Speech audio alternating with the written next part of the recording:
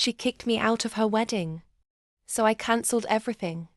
I stood at the edge of the flower-lined aisle, my hands trembling, not with age, but with heartbreak. My only daughter, gliding in her gown, caught sight of me and froze. Her eyes narrowed. "Dad, you weren't invited for a reason," she hissed through gritted teeth. "Nobody wants you here."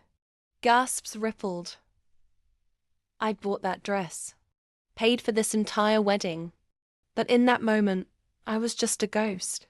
So I left, quietly, no scene, no tears. Not yet. 2 hours later, I was parked at a seaside cafe, sipping black coffee and watching the tide roll in. The wedding was in full swing, decorators were bustling, caterers were serving up lobster tails, and the DJ was spinning their first dance song. That's when I made the phone call.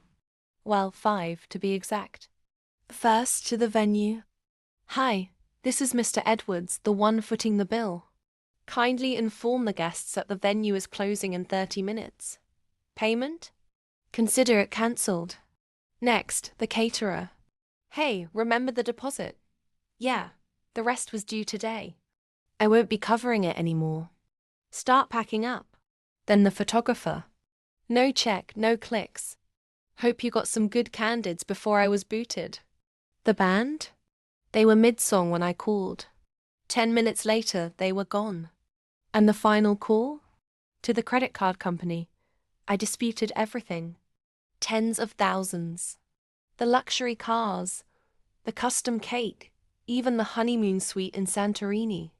By sunset, the dream wedding turned into a nightmare reception.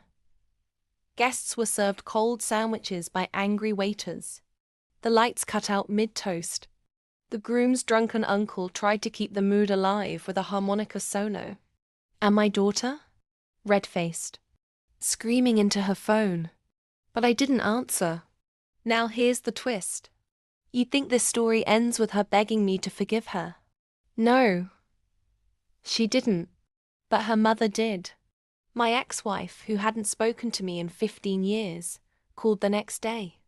"I don't know what you did," she whispered, "but that was masterful."